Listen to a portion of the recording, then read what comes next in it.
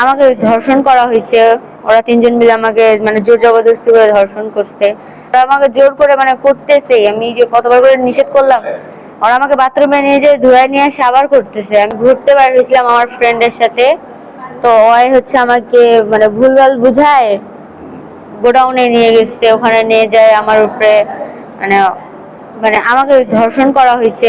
ওরা তিনজন মিলে আমাকে জোর জবরদস্তি করে ধর্ষণ করছে।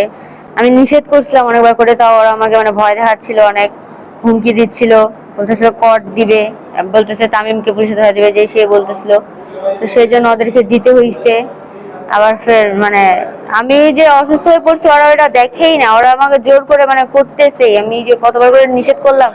ওরা আমাকে বাথরুমে নিয়ে যেয়ে ধুয়ে নিয়ে আসে আবার করতেছে। আমি এটা হচ্ছে আমার উপরে মনে করেন যে 12টা থেকে 3টা পর্যন্ত চলছেই।